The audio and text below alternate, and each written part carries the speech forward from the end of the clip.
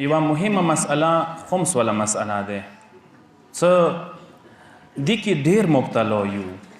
خمس نه ورکوي، مال د حرام کیږي، روزه د حرامه کیږي. ما عرض کړی و څه حدیثو ته که سترګې وغړوئ ډېر زیات برکات، ثمرات و نتایج یې ښیلي دي خمس ورکولې والا. کسه یو شی من دا ذکر کو څه نسل د پکیږي، نسل به د پاک صاف نسل وي، نسل کې به د کلچ نه وي، مساله به ورکې نه وي.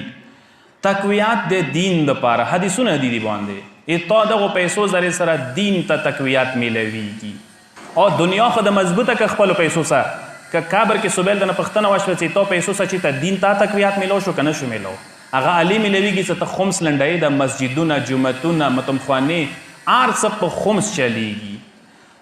دریم شی وفاداری ناخ که د حدیث یی امام یی آشیاو تاسو که موسه وفاداری یوی ایمو حق ادا کوی، ایمو حق خمس ده.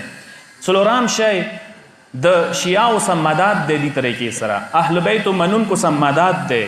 پنځم شی مال د سپکیږي، مال د طهاراتو ته میلویږي، مال د اوسه پورې صفان نه دی څو پورې د خمسونه نه دی وبسلی.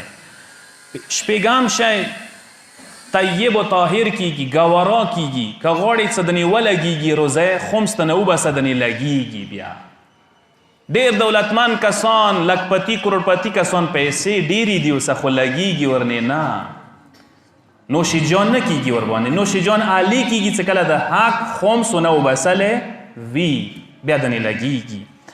اووم شی څه حدیثو کې ذکر شوی دی د اهل بیت منونکو مکتب تشیع عزت و ابرو سه حفاظت کیږي مخالفینو په مقابله کې. کسې شیعه مذهب ته مکتب ته تقویات میلویږي، ایمو هر یو شی اندې نه چلیږي، اتا هر یو نظام اندې باندې چلیږي ولاړ دی. اتم شی څه روایتو کې راغلی دی خاندان رسالت و طهارت و اهل بیت و خاندان نه بیبي زهرا نسل نه اولاد نه فقر و غربت ختم کیږي دې ذریعې سره. نه نازې هم څه که چیرې سهم سادات صحیح طریقې سره استعمالیده یا خلکو ورکولی کورمې کې مو هلکې کې کم از کم یو غریب سید به نه و. اوس یا څه کسې هر چې ته مطلب درخصو سره ویلوړ دي ویلې خو چونکې مو لنډولې والا کام یو کیدای شي. انام د ګناهانو کفاره دی خمس لنډوله، قیامت د پاره ذخیره دی روایات یې څه خمس لنډوله. لسم بهشت ضمانات دی، کوم کسان څه خمس پابندي مولای څه زمین تو لکه علیه زه ضمانات کوم څه بهشت ته نصیب شي. یولسم شی دعا د امام دته شاملیږي، نه غواړي چې امام دعا دته شامله شي، که چیرې غواړو چې امام دعا کې تا نه ما واخیستلی شي، امام تا ته دعا وکړي نو الی څه کله ته خمس لنډونکو نه حساب شي. دولسم شی د رزق چابه خمس لنډوله دی. ویلی شوي دي رزق کمیږي نه اوسه ته ډارېږي چې رزق به د کم شي، نه ته خمس لنډوه ته کسه رزق د ورځې نه بله سته زیاتیږي که نه زیاتیږي. خو پښتنه و کسانه وکړي چې هغه خمس لنډوي.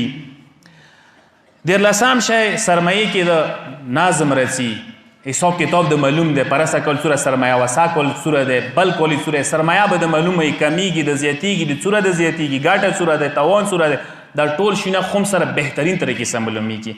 څوارلسم شی څه روایتو کې راغلی دی خصوصي لطف و کرم کوي اهل بیت هغسې کس باندې چې هغه خمس لنډوي. یو صلوات وسه محمد و آل محمد.